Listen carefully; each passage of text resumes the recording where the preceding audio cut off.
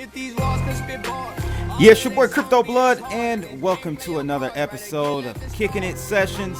Today I've got Douglas Horn. He's from goodblock.io, founder, if you want to call it founder, or at least he wrote the white paper. That's good enough for me. Telos, white paper creator, and dApp developer. And we're going to talk about a lot of things today, one being sister chains, dApps, and adoption. And I know my audience, Doug, they probably don't really know too much about sister chains and side chains on the EOS blockchain. So I really want to put an emphasis on that today. But again, how are you, Doug? How are you? Hey, I'm great. Thanks, CB. Really happy to be here. Good. Yeah. So where are you out of? Are you here in the States? Seattle. Are you? Yeah. We're in Seattle. Seattle. Oh, okay. Okay. I've been out there once or twice. I actually was in a accelerator out there. Points of Light. Which one? Points of Light. Have you heard of Points of Light? I don't know that, but there's a lot. So sure. Seattle's not exactly like Silicon Valley, but right. There's a really strong community here that that's fostering tech and it's our biz. So yeah, there's a lot of great ones. I don't know that one, but I'm sure it's a great one. Yeah, no, it was pretty good. I learned a lot in that accelerator. But yeah, today, guys, again, we're gonna talk about Telos.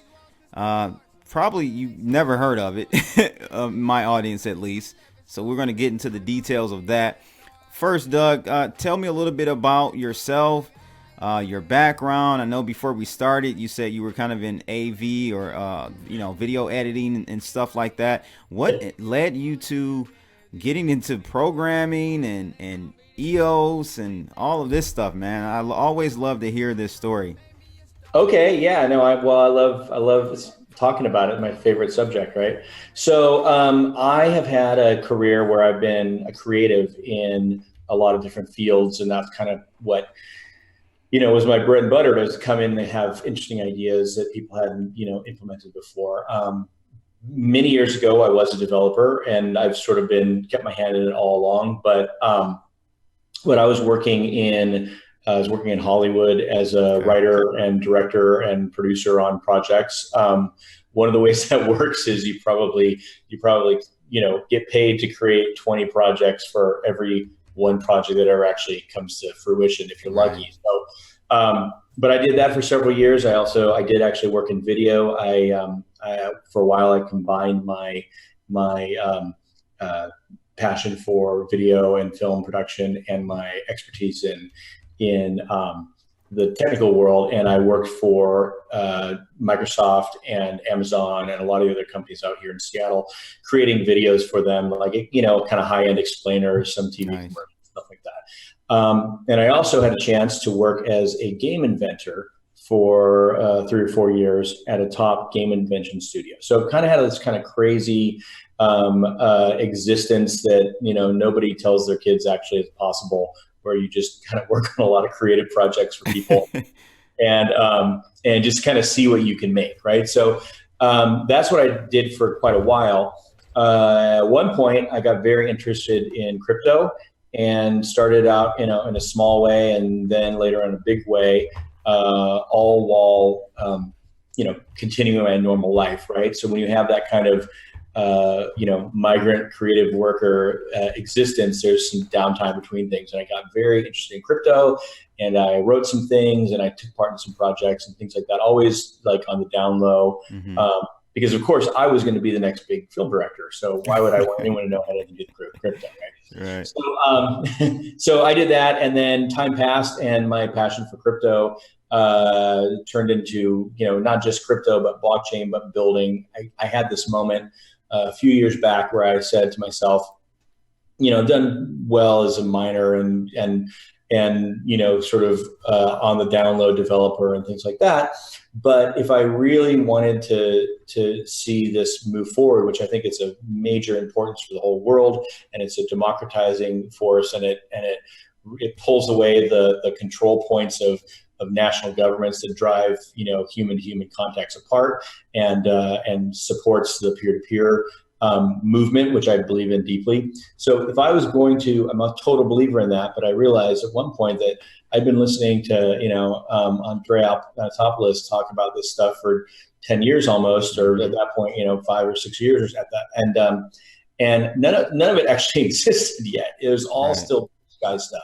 And I said, okay, somebody's got to have to roll up their sleeves and do this. And that led to me starting Good Block and getting involved with EOS, part of the EOS launch. We were under a different name at that time, but we were part of the EOS mainnet launch group. I had actually worked on a number of other things as well, and we were developing dApps. And so I fully drank the Kool-Aid, and now there's 16 people here working with us at Good Block who do as well. Nice. So what intrigued you with EOS?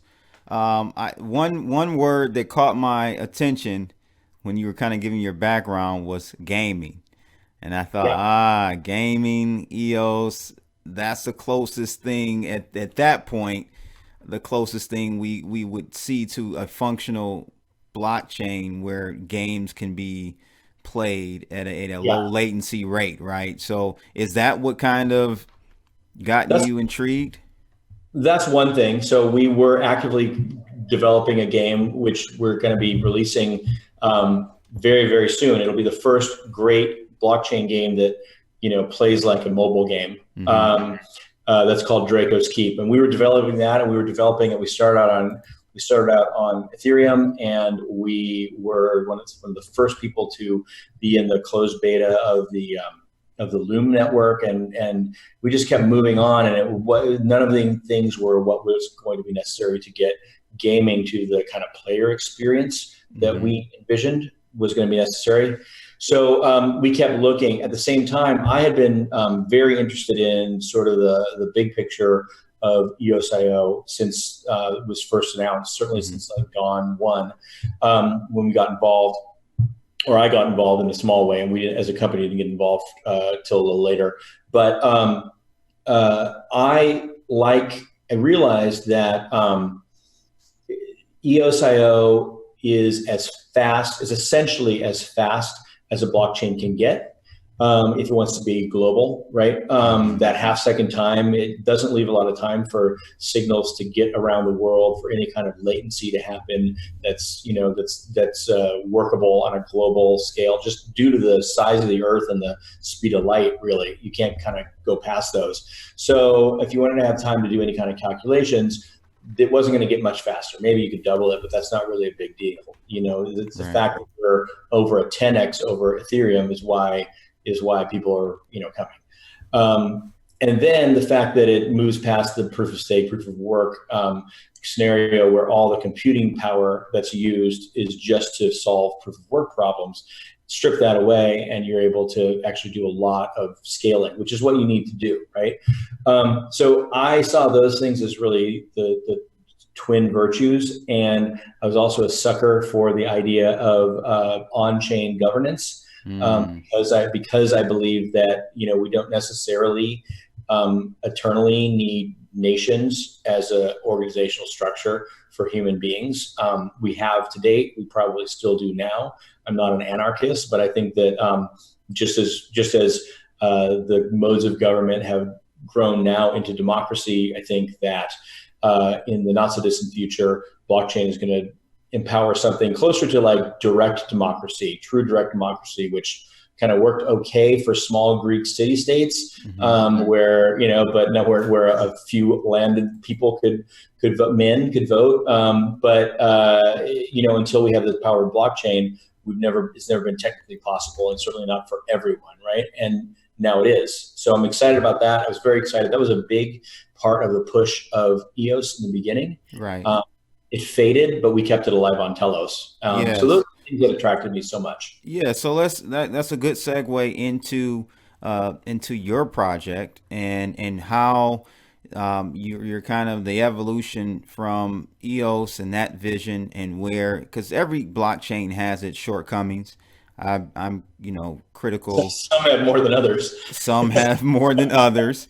Definitely. And I want to just kind of get a pulse check from you, because you've been on the ground with this thing as far as kind of going from different blockchains and seeing its limitations, what are your thoughts on, first, I want to know with Ethereum and they're doing a huge undertaking with this Ethereum 2.0. They're trying to go from proof of work to proof of stake, all while running. What are your thoughts about that? And then I want to ask you about EOS, and what are your thoughts about EOS 2.0, and do you think that's going to improve things for that ecosystem? Start with Ethereum though. Sure. So starting with Ethereum, of course, the problem that's facing it is it's currently a proof of work paradigm, which means that all those GPUs it's a network that's run on gaming GPU cards essentially. Right now, ASICs have just come in, but essentially it's still run on GPUs, and all that power to perform calculations is not only thrown away by everything, right? Every computer except for one throws away all those calculations, and that one, only uses those calculations to win the race and get to write. I guess Ethereum's a little bit different because there's uncles and there's things like that nobody wants to know about. Right. I know about them, but I don't want to have to explain what an uncle is. Yeah. So, because no one wants to listen. So, but yeah, there's a lot of proof of work that's happening. So, and it means there's a lot of calculation that's being done that's being wasted. And so they want to get to something where they stop wasting it, both for energy efficiency, but also so that there's a possibility that then that kind of computational power can be used to actually run smart contracts, right? Right. So, and to give you a scope of the scale of the problem, I was recently speaking at this big enterprise blockchain conference in Amsterdam, and I was on a panel with a guy from McKinsey, Hugo Boss, Carrefour, which is like the Costco of France, and Dyson, which is a big energy company, and me talking about sort of Telos and these issues. And I pointed out that if you were to have just one of the companies at that conference, right, there were hundreds of companies at this conference, and they were all interested in deploying on some kind of chain, and some were still, most of them moved past Ethereum, frankly, because they did the math I'm about to do. So if you were to say that just one of them would have 5,000 IoT devices, which is not very much, right? And they kicked out each a transaction every minute, I think, right? Which is actually not that much for a big cluster of IoT devices that would be recorded on blockchain, which is a great use case for Telos and something we're talking to people about a lot. If they did that, that would be more transactions per day than Ethereum is capable of doing or has ever done before, right? So I mean, and that's one company with 5,000 devices, one transaction per minute. Why haven't more people come to this realization? I've been saying this on my channel for a very long time. Why are people holding on to? And this is not a bash session. No, it's like you and me are the only ones who can do math, CB. I guess so. So how long do you think it's going to take for the market to start to price this in with Ethereum and start moving to projects like EOS or even Telos? Like, when do you see the blockchain 3.0 price? Well, we're living in blockchain 3.0, right? That's EOS and Telos and our blockchain 3.0. So that's our present. And since everybody's planning ahead, that's our, we're kind of living in the future there. But why haven't most people seen this? And the answer, I think, is pretty simply that if you look at the crypto population, they are extremely tribal, right? And I've been in this long enough. So most people, what they do is you can tell by what tribe they're in when they got in. So most people who are very big good point. OGs got in early, have a big bag, and they're not at all interested. And and many of these, because they're not actual technologists, they're not people who are doing the math themselves like you and I are. Right. They're coming in and they're going, oh, it's good enough. It's going to scale. Sure, the Lightning node will solve all these problems.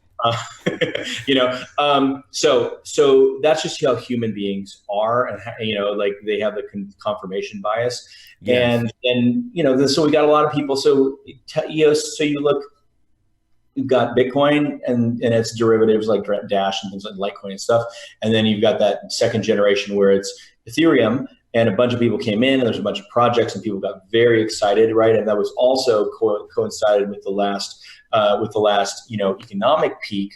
Yeah. Right. So a lot of people came in because of the FOMO, and they came in and they learned, they learned about the Ethereum as being the shit at that time. Yeah. So, and then time passes and EOS, launches and things happen with that. And then Telos 6 months later launched. So we're just later in the game. And so what's going to happen probably is a small number of people from each of these projects, a small number of people do move on to the next project. And mainly they do it. I think the reason I did it is because I looked at the new possibility. I always look at this as, how is my neighbor going to be using this? How is my my hairstylist going to be using this? How do I pay them? How do I buy coffee with this? If I want to do that, then it's really not going to be Bitcoin. It's not going to be Ethereum at all. It's going to be something where you know what you need, and this is a whole other show. You need for that to happen, you need to have account names that people can remember. Correct. Right. Correct. So that's like 12-digit, EOS Telos account name. Yep. Certainly not like a BIP38 type. No. Crazy number, right? Or a hexadecimal address. And transactions can't cost the end user. Like, that's the biggest thing for me, man. It's so, to me, I thought it's so like common sense to understand that that's not a scalable solution for it's me. Not even, I 100% agree. And it's not even the cost, right? Let's get past the cost. Yes, nobody wants to pay for that cost, but the worst thing about the cost is it's not fixed. It's not predictable. Right. If you mess up, there's a high stakes, because I don't know about you, but if you've ever like gotten something stuck in the mempool, so it's just a stuck transaction, and you just pray that you get a lot of dead days so that they can finally get transact. I once in a while, back in the day, I would try to, keep my gas fees down, and wound up getting some big thing stuck and miss out on an opportunity. And so that's one problem. Now the other problem, and this is kind of gamey, is, but it's been done. When you have validating nodes picking up transactions based on what the gas fee that was charged, then it makes it very possible to front run other orders, right? So one could see, so here's a real scenario that's actually happened. Somebody can look and see there's a big transaction going on in a DEX, right? Yep. And like a big transaction, like 5 million coins of something, right? And so it's going to be worth $100,000 or something like that, right? So or a million or a billion, who cares, right? It's a big number, big enough number that I can be watching that, right? And then I can say, oh, well, I'm going to front run that, and I'm going to spend, I'm going to spend 10 times the gas amount, right, to get that, but I'm going to earn 0.5% of that, because I basically knew that they were going to buy it, so I went in and bought it at slightly lower and sold it at their price, and there was zero risk to me, and all I had to do was pay more gas fees, right? You could front run it, so you can't have that. That's not gonna work. Gas fees are not going to work. Certainly, unpredictable gas fees are not going to work. No one's going to do that. I used to joke, people said, well, what's your favorite crypto gambling game? And I would say, trying to figure out the gas fees. I hear that, man. Right? Yeah, that's a good one. So tell me a little bit about your critiques of EOS.io, and what led you into creating Telos, and I want you to explain to the audience about Telos and how it's a sister chain of EOS.io. Just kind of educate the audience on that whole thing. Love it. Okay, so big picture, like you were saying, there is a piece of software that's made by Block One that's called EOS.io software. Mm-hmm. And that piece of software, that's what everyone who bought EOS Genesis tokens, like myself and probably you, and that's what we paid to be created, right? That was then created, and different chains forked off of that, right? So it's not like Bitcoin came and then Bitcoin Cash forked off of Bitcoin and had the same transactions up to a point and then branched off. Instead, there's this reference software that Block One makes called EOS.io, and EOS made the first version of that as a blockchain. And then right afterwards, not that long afterwards, we made a version of the same software called Telos. And there's been a few others, like some are private, like Warbly. We are a public chain, and so they're sister chains because it's not like EOS is the father and we are spun off of that. We are all individual chains. We all have our own coin.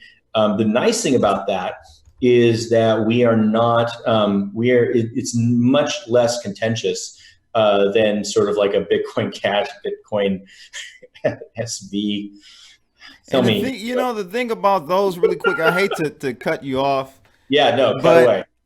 Though, like Bitcoin Cash is actually a good project, but because you have these characters like Roger Ver, and then with Bitcoin SV, you've got Craig Wright, these characters that get in the way, man, and really make people not like the project. And we shouldn't even be focusing on one individual, I totally agree. I mean, that's why, it's funny in your announcement, because we had talked about this before.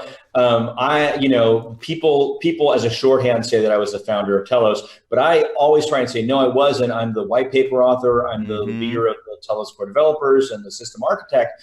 But I think that anyone who is engaged in Telos, in his first year is a founder, right?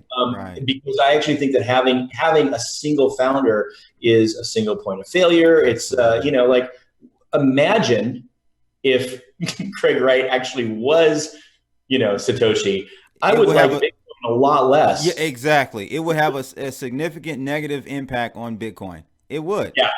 Yeah. So I said, and this is the other day, the president of this country that I live in made a tweet about Bitcoin and really negative on it. And, so I pointed out that if he really wanted to hurt it, he should just claim to be Satoshi.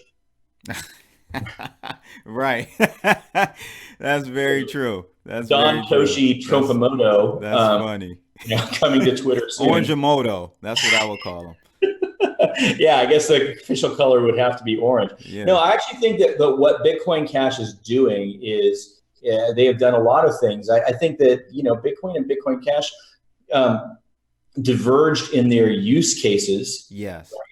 And that's totally fine. I think there's a lot of legitimacy there around what the actual development they're doing, but yeah, like you said, it gets so caught up in Roger Ver and this weird contentiousness that it really drags it down and distracts from what the chain is supposed to be doing. So that's something we don't actually have in EOS.io, right? A lot of our community includes people who are engaged with EOS and Telos and because my buddies here in Detroit, EOS Detroit, they're a block producer on Telos.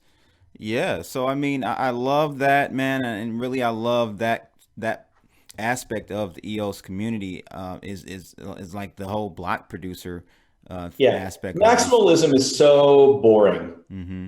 It's so boring. By the way, what's the language rating of this here podcast? Oh, you're good. No, you can go okay, all I'm in. gonna drop some bombs. So maximalism just bores the hell out of me. Yeah. It's because the vision of maximalism is that one will dominate, and there's absolutely nothing to support that that's actually going to be true. Right? Too early, man. It's just way too early.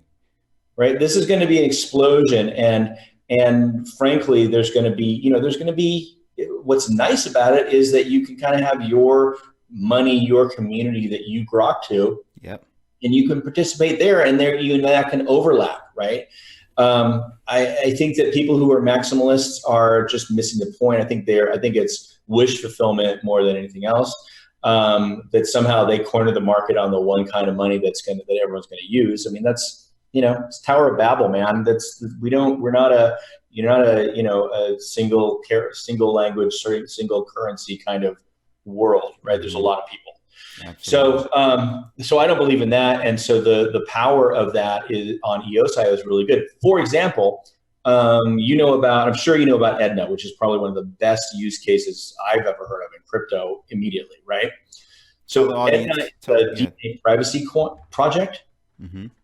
and they originally released their coin on EOS. I'm sorry, and then they expanded it to Telos, so you could own Edna tokens on EOS or Telos, and now they're expanding it also into Warbly, right? 3 different chains. Mm-hmm. Um, And we're going to but get into the interoperability aspects that will be coming down the pipe yeah, with EOS in a second. But yeah, go ahead. yeah. Continue. But along those lines, you can beam tokens back and forth from any of these chains. They have governance features, so you can vote on any of these chains wherever you want it.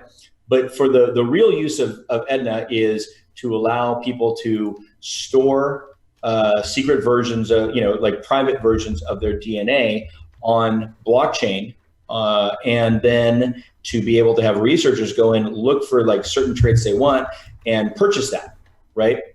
And because it costs money to get people on, and because often, we don't want this to be they don't want this to be a continuation of just, only the rich can participate, right? Because that's a losing game. They have a staking model where people can stake their tokens to pay for others, and then receive some of the profits. So basically, instead of 23andMe, where you pay $100 and they sequence you and get $70,000 worth of value. Yeah, and that's funny you said that, because I learned that that's how much they make at forgot what company was at this EOS Detroit event I think about a It might month have been ago. Edna. I think he was there. I think Was he Greg's. there? It was Edna. Oh, it was. So yeah, he explained that. He said that, Yeah, and I didn't know this. I did the whole, ancestry.com thing, and yeah, they make almost $80,000 off of your $100, you know. yeah. Just to tell you that you're related to Genghis Khan. Right. Right. Right, exactly. Yeah. So that's going to be stored on IPFS, Mhm. and you're going and it's going to be the KYC that's done for people to be able to stake tokens, so that other people can have the funds to immediately get themselves sequenced. That's going to be done. That's going to require built-in KYC. Well, Warbly is a private chain, right? That has KYC, built in, and so they're going to allow that piece of the staking. Telos is a chain that is highly decentralized, so people can have trust in it in these types of things, and also that built a IPFS decentralized storage system. And that's where the Edna tokens are going to be, or the Edna DNA, and purchasing by researchers is going to happen, right? So this is now a project, right? An example of a project where you can move your tokens from any chains, Telos, EOS, or Warbly. You can do the staking function where you can earn a staking reward from your tokens that you own on Warbly, and you can actually store your DNA and have it purchased, or if you're a researcher, buy it from people on Telos. I mean, that's a great example. I think it's a textbook example of the vision, and trying to imagine that happening on really any other platform, any other generation of Yeah, platforms. because as you stated, and EOS even has an upper bound on its capabilities as far as scaling, right? Um, Well, it does, but here's the thing. I mean, it's no one is doing more work in blockchain on development than Block One right, on right. rapidly scaling. The speed at which they are expanding capacity It's puts crazy. everyone else to shame. I Right, mean, but I say I don't that want to to say it with say, a joke, but I, comparatively, I say that to say though, even with them having limitations at some point, with decentralization, there's kind of mathematically some outer upper bound yeah, there. You can scale vertically and horizontally. horizontally with what you're doing, and I kind of want to talk about Telos a little bit, and in that side chain, or sister chain, I should say. So explain the difference between a sister chain and a side chain, and then Yeah, just great. kind of It roll goes into right to what your you were whole just talking about. project. So, a sister chain, Telos and EOS are sister chains because they each have their own genesis, they each have their own coin. They are quite similar, but they work independently of each other, right? Mm-hmm. So, a side chain though is horizontal, and sister chains can horizontally scale from each other, but a single chain can also have horizontal scaling where there could be, as Telos grows and grows and grows, we will bring out side chains, which Right. are, unlike a sister chain, they have the same history and the same token and everything as the main Telos, but it's basically just rolling out more and more Telos iterations that are all linked together as side chains, but operate on Telos itself, and that's a way to horizontally scale.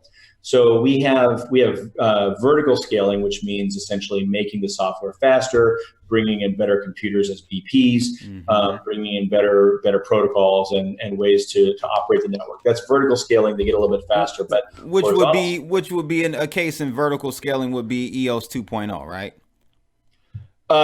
You mean 1.8? You mean the EOS Well, the yeah, 1.8 the iteration of 1.8 and then ultimately 2.0. That's vertical scaling, right?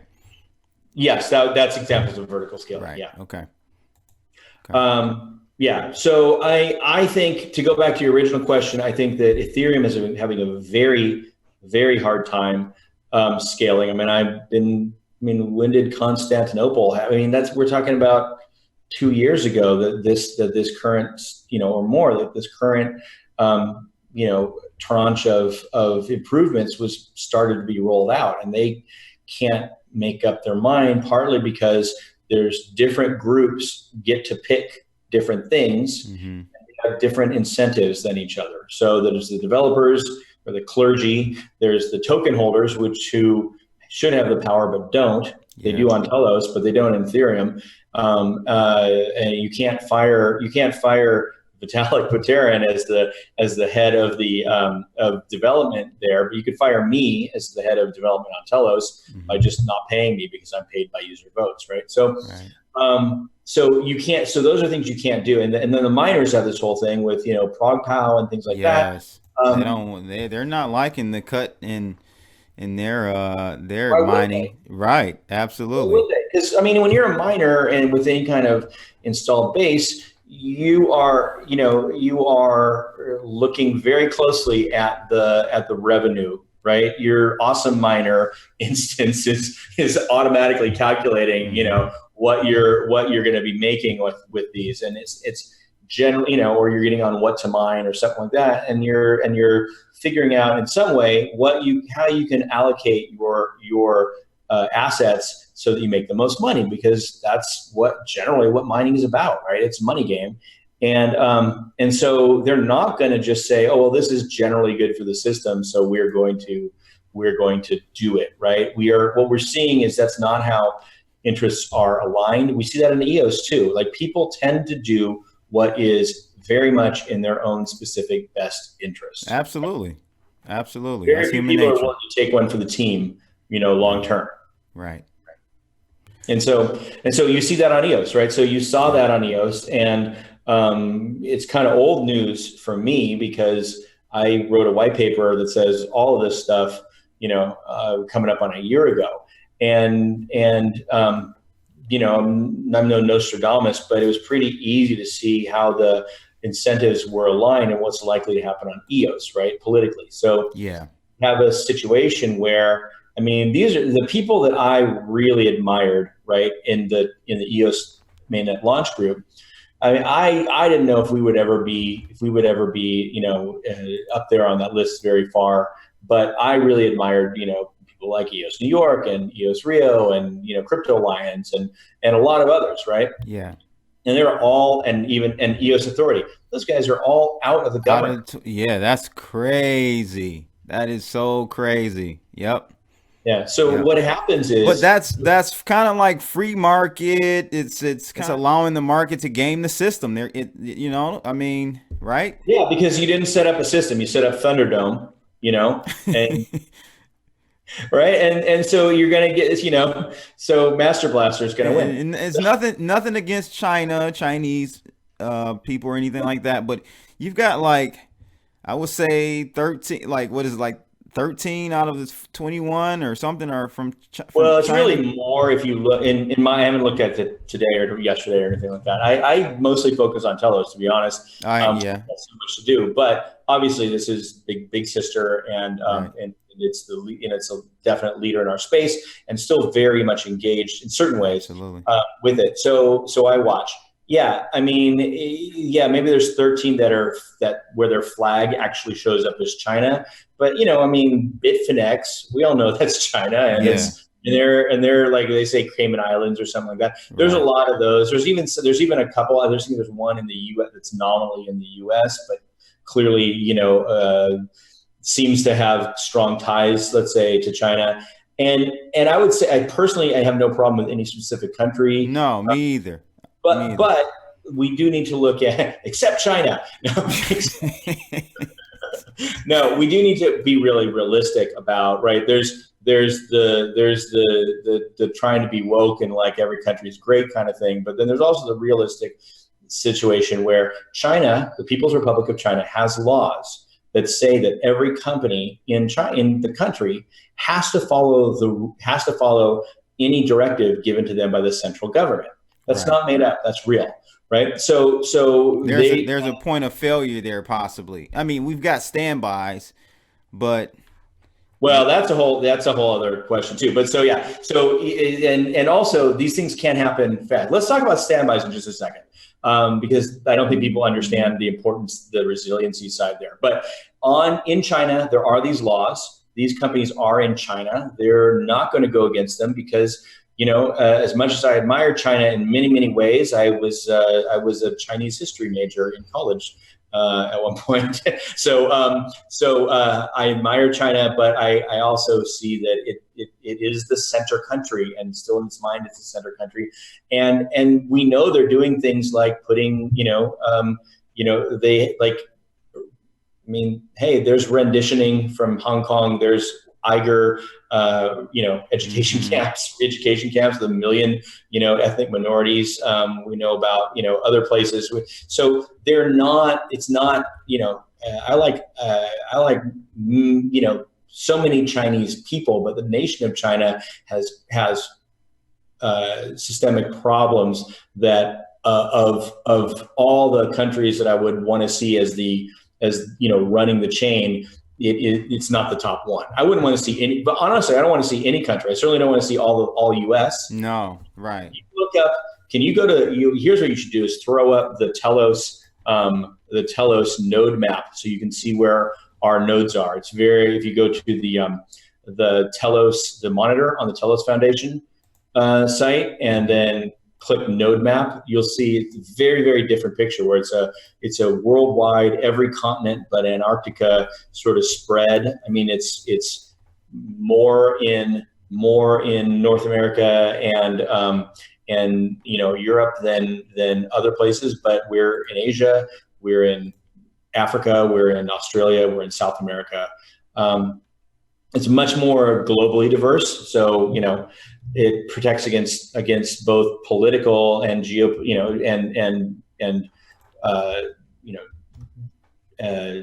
problems, right? Yeah. So that node map, that little orange button right up on there you go, right side. There you go, sir. So that's it's those are the nodes that are running us. So if you look at the but if you pull back, you can also see that they're all over, that they're all over the world, right? Hmm. So those green nodes are the nodes that are the top 21. But something that we do on Telos that isn't done anywhere else, and I kind of smacked my head when I saw that they weren't doing this. We take our standbys and we test them. So every week or two, standbys rotate in and have to prove, because we go and look at their benchmarks, whether or not they have equipment that can actually run the nodes, right? That's something that EOS does not do. They do not do And that. I never even thought about. That's a very good feature, Doug. Like Yeah, seriously. Thank you. Yeah, I mean, I really Yeah. believe it. I think there's some resiliency things there. So if you and it's a little more finesse even than that. So we take our top 21 BPs run the network. The next 30 that get the next 30 amount of votes are standbys, which means they get paid. All our BPs, by the way, get paid the same amount, and all the standbys get paid half that amount. Right. And what that means is we have an ecosystem of people who can run the network, who we know can run the network. Right. If you look Mm, at, I mean, right now, there's a ton of great block producers on EOS in the standbys because they used to sure. be running the network. But for a long time, and what you will see again soon, is that you'll have 21, top 21, and you'll have two or three just below that still have hopes of breaking in. And then everybody else is going to be a Mac Mini, in the closet. Right.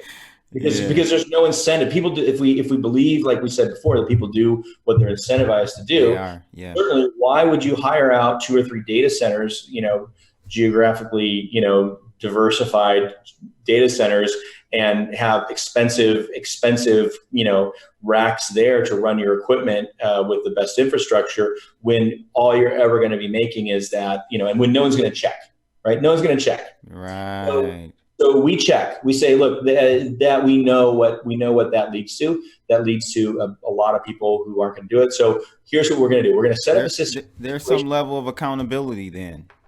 Yeah, well, You yeah, know. because every week, all 30 of those guys, with every 2 weeks, right? There's a little bit of variability, but basically, within a week or two, every one of those 30 have produced, and that means they get up on the Aloha EOS benchmarking site, and we can see.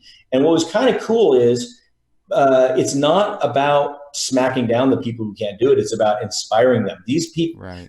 standby BPs, man, look at their Twitters. They tweet out when hey, we're about to produce, or we just produced and we hit a 1.1 millisecond time. Like, Nice. they're investing in their infrastructure because it's a competitive advantage they can brag about. On EOS, nobody can. That's another thing. No one can brag about how good their system is if there's no independent measure of it, right? So we give them a way to get better. If they don't do it, if anyone, whether they're standby or full top 21 BP, if you don't produce 15% of your blocks in any given schedule, then you're kicked.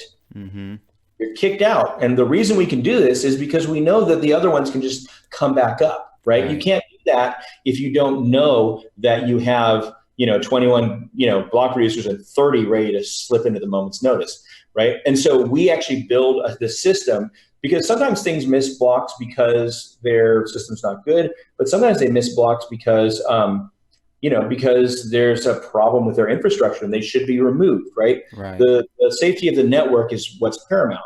So we create a tool where we know we check, we verify what their system is with their standbys. We remove anyone who's producing blocks who's not meeting that tool, slide in new people. And what that means is, if there's ever were to be a tsunami somewhere or something like that, and it would take out, or whatever, that would take out a big chunk of infrastructure in any place, we would be able to slide in prepared block producers who are regularly tested and up and running. And we have 30 of those, right? Mm-hmm. So if the top 21 BPs on Telos were to suddenly go down, over the next hour, better if they went down over the next 2 hours, but they all go down at once, that might be a problem. But that's very highly unlikely. Right. If they go down over the next hour or two, which would happen in a global catastrophe, the next ones would slide in, and there'd be plenty, and we could keep the chain alive. I don't feel as confident at all about that on EOS, except for right at this moment, when there's a bunch of awesome block producers who used to be the top 21 who we know can do the job. But right. aside from the sort of the crime against them, we wouldn't know that the number 25 on, who are getting paid every day, can actually do the job. And just to be fair, that is definitely an issue with EOS, but EOS is an iteration or a step in the right direction above what we have with, let's just face it, Bitcoin, Ethereum, Litecoin. They're very centralized in their infrastructure as far as the mining side as well. A lot of those miners but their within resiliency pools. is actually better. Okay. Bitcoin is the Explain. most anti-fragile thing that we've ever invented, I think. So Bitcoin is like a big old basalt rock. It's a tank. It's a Panzer tank that just keeps rolling in one direction real slow. But I mean, if you were really to say what's the most resilient, it's Bitcoin, right? But yes, in all other respects, EOS and EOSIO and Telos are advances on that system, and necessary advances, right? If the world is going to come to it.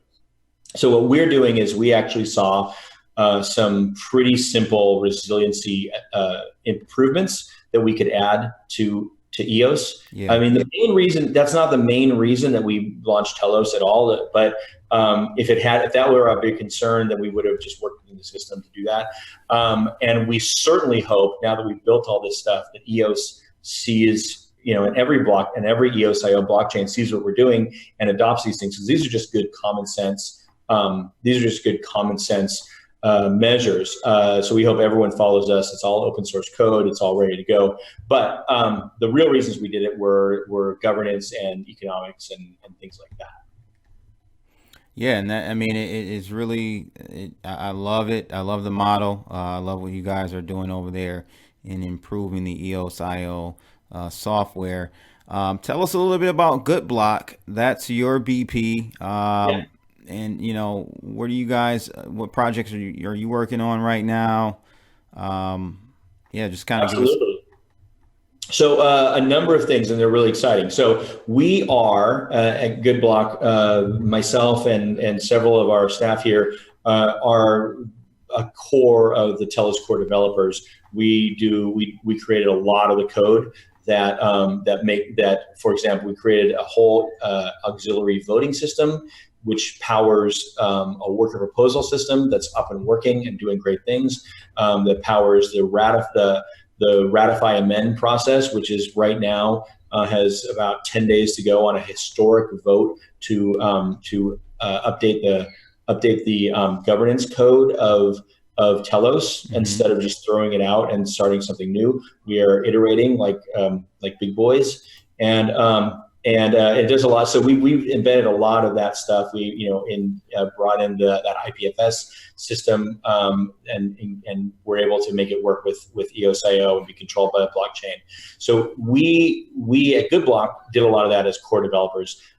We also are launching our own projects, which I'll talk about in a second. And then there's a group called Telos Blockchain Solutions that we're part of. When we went to our first big conference of these enterprise businesses looking for blockchain in England, and then we found that there were a lot of people in the enterprise space who were very interested in the decentralization and high capacity and speed that Telos offers, right?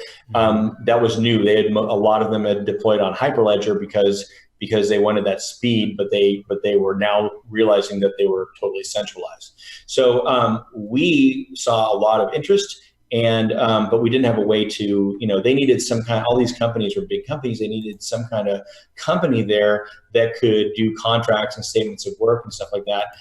Because that's just how they operate. So we realized we would get to the finish line on getting big companies to consider deploying on Telos, and we couldn't take it the next step. So over the next 2 months, we built this thing called Telos Blockchain Solutions, which is Telos DAC and GoodBlock and the Teloscope and Telos Miami and a number of others, Kalios.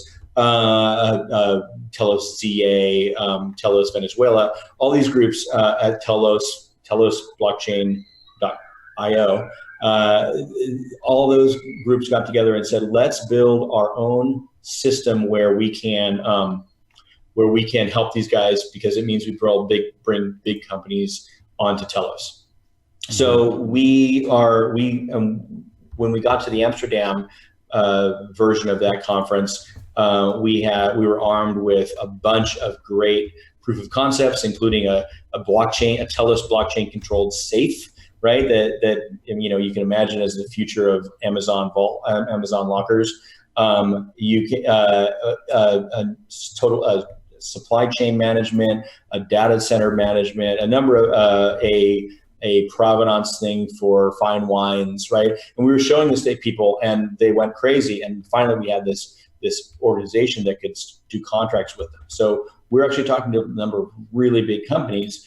And I can't share anything, but don't be surprised if you see some shockingly huge enterprise companies deploying their not even proofs of concepts, but just pilot programs and their blockchain programs on Telos. I mean, Nice.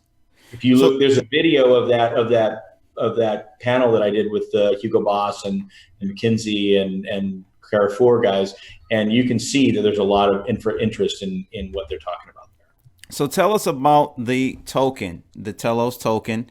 It's significantly cheaper than EOS, right? Mm-hmm. Yeah. And partially because it's not really well known. It's not even on Coin Market Cap yet, correct? Yeah. And you're exactly right. Explain all of that. Sure. So EOS's system token is EOS. Telos's system token is TLOS. Telos, and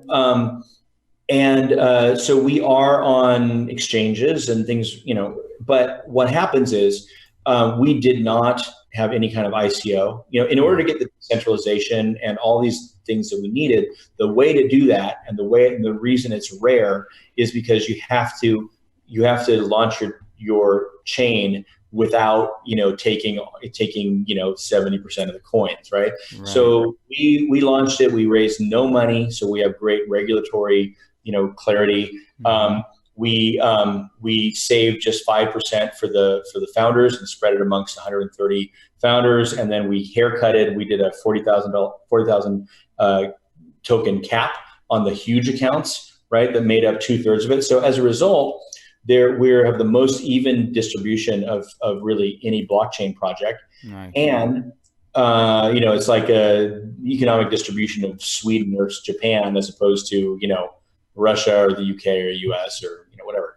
So that actually helps because it means there's not whales that can disrupt the voting and trading.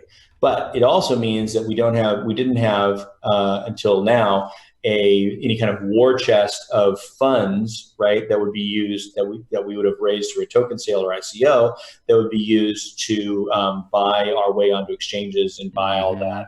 Mm-hmm. I mean, I don't think it's even a little secret. It's a dirty little secret, except I don't think it's secret. I think it's just dirty that pay to play, basically. Yeah, you have to buy onto exchanges. You have to buy. I mean, the exchanges have to buy on Coin Market Cap. There's a system there, and it's set up because for the last 5-6 years, there's really have been almost no sort of virtuous community-led projects like Bitcoin or Telos or now Grin. I'm really excited to see there's another one. Yep. I think for 2018, we were certainly the largest mainnet launch that went this route. It meant we didn't have big coffers, and so we couldn't buy our way on. And so we're only just about to get onto Coin Market Cap. And as you know, as an investor, when a project reaches Coin Market Cap, the new understanding that the broader audience means that they tend to grow, right? So we also, but one of the things we did is really interesting is we had set aside these funds for exchanges that to claim for the EOS Genesis owners who had tokens on the exchanges, right, which was a big chunk, and very few did. So now 6, 7, 8 months into the life of the chain, we have this big account and it's just sitting there and it does nobody any good. And so we went over, we proposed, the BPs and some others went and said, hey, we want to create this thing called the Telos Economic Development Plan. Yeah, and tell us about that. Yeah, so what if, imagine this, we've got this big chunk of exchange token reserve fund tokens going unclaimed, right, and doing nobody any good. How could we use those to make the chain even better, to do some economic development? Well, the first thing that'd be great is, Telos block producers make a lot less, right? So maybe get block producers a little more pay, maybe increase the amount of the worker proposal funds because we've had some great projects coming out of that. And maybe give people who are going to stake Rex a real rate of return as opposed to point whatever 9 zeros, right, and a percentage rate. And what if we do all that and also make the chain zero inflation for several years? So that's we brought together this sort of omnibus plan that takes away the inflation, makes Telos a zero inflation chain, makes the BPs get 6% annual rate. By the way, on what you're saying before, Telos has 1/3 the token supply. So essentially, each token should be worth 3 times as much as an EOS token in terms of buying system rewards. Yeah, it should. Yeah. Yeah. So and also resources, right? Tell us yeah. the ratio with that as well. Well, no, the resources is the same. The resources. The RAM is a lot cheaper because RAM is cheaper, right? We got to go to school of how all the speculation happened in EOS, and we had a better solution that has worked. So RAM is quite inexpensive, but also until recently, Telos was like one Telos was 1/100th about the price of an EOS. It's actually been growing the last few weeks in comparison to EOS, and so it's a little bit better than that now. Maybe it's 1/80th or 90th, but since there's a 3x factor, that was like 300 times less expensive than an EOS for a network that does exactly the same thing technically, and more. Some of these extra resilience, decentralization, and other features. So we think it was super low, and part of the problem is nobody knew about it for CM because it wasn't on CMC. And part of the problem was not enough people have deployed on it yet. And also the liquidity in the exchanges that we are in has been low. So we said, let's create a plan that fixes all these things. Let's make it a zero inflation chain, the only EOS-IO zero inflation chain. We can probably do it for 4 or 5 years. Let's give Rex staking rewards of like 30%. Wow. Usually that's a total shitcoin thing to do. Usually when you have high amounts, it's because they're just inflating it and it's just a shell game. But what we're going to do is not that. We have these tokens set aside. They're created. They're in the circulating pool. They're just not circulating. And we are going to slowly pull those out. Exchanges can still stake if they want. But, once this TED plan passes, Telos Economic Development Plan passes, which it's got like a 97% pro rating. It's way over and it's past the threshold. So it seems very likely it's going to on the 27th of this month. Once that happens, then we're going to take 1 million tokens, 1 million Telos a month, and just put that into Rex, right? So if anyone's taking Rex, like if one person was staking 1 Telos in Rex and nobody else was doing anything, over that month, that one person would get 1 million Telos, right?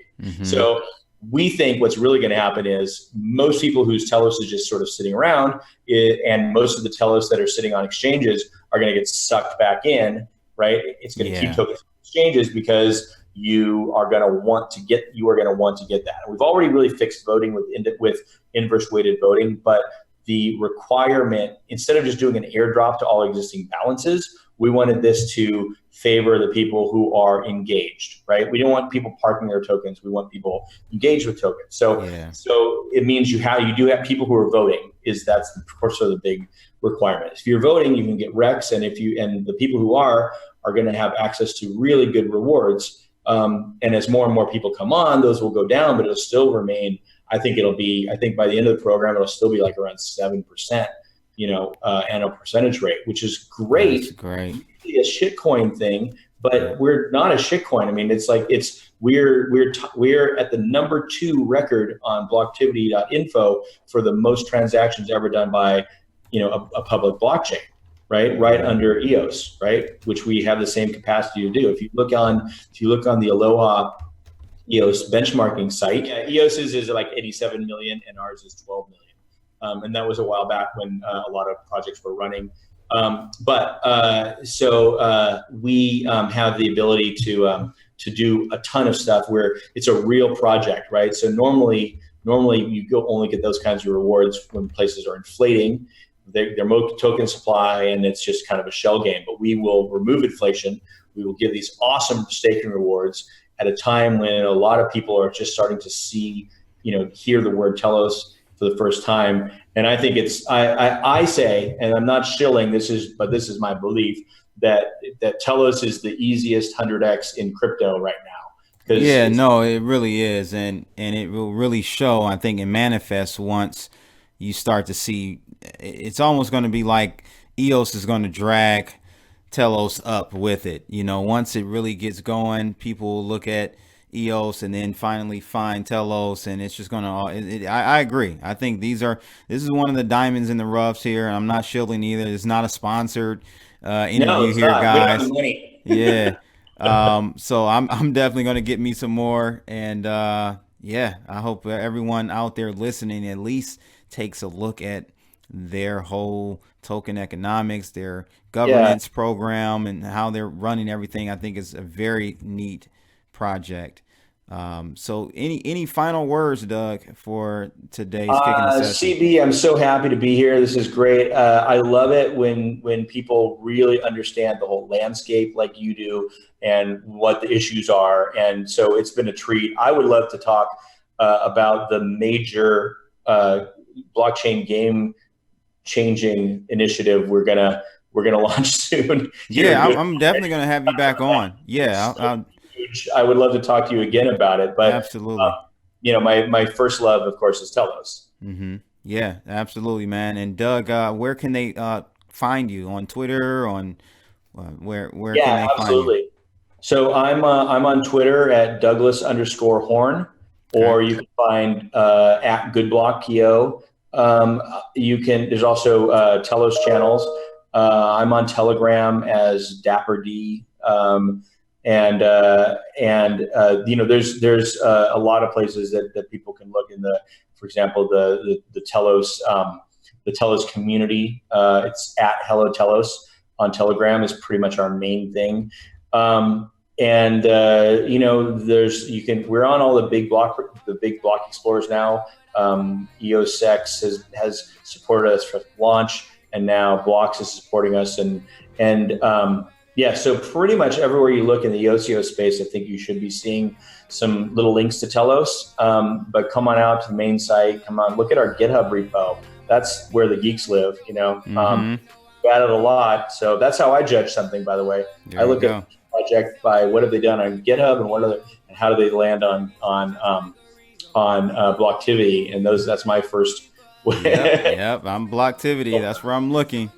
That's where the real value is. We're talking blockchain, and we need to talk and gauge it on activity, not on the price of a certain thing. So I think people should come. They should download Squirrel Wallet from our telosfoundation.io. Don't go to fake ones. There's a claiming scam that's going on right now, but telosfoundation.io with no hyphens or anything. Go there, download Squirrel Wallet, and you can take part in all of the or any of these other wallets. But with Squirrel, you can look at all the built-in governance. You can vote on all the stuff that on all these literally historic, groundbreaking blockchain elections people love being part of. And you can get a free account. Very easy to get a free account either from Telegram or Squirrel, and get some cheap Telos and engage in the community. There's a lot going on. It's a very vibrant project. We're gonna change the world. So I hope people can just discover it and take a look, because a lot of people have been really excited when they see it, especially in contrast to the things that are actually happening right now, either the lack of development that's happening on Ethereum or the issues, let's say, that are happening right now on EOS. Mm-hmm. It's sort of an antidote and a different vision, and all these visions can coexist, right? I mean, EOS doesn't necessarily, it's abandoned the concept of account recovery through arbitration or amending their governance, except by just like throwing one away and writing a whole new one. But that's fine that they do that, because anyone who wants the other vision can just come to Telos, because we built it all, right? Right. People who saw like the original EOS white paper and then tuned out for a year and then had EOS and Telos described to them currently, they would think that Telos was EOS, right? Because it's just so much closer. Yeah, so. yeah. Well, there you have it. Douglas Horn, guys, of goodblock.io. Telos, white paper creator and dApp developer. Smart guy. I'm definitely going to have him back on. Thanks again, ladies and gentlemen, for kicking it with me. Douglas Horn. It's your boy Crypto Blood. I'm out of here. Holla.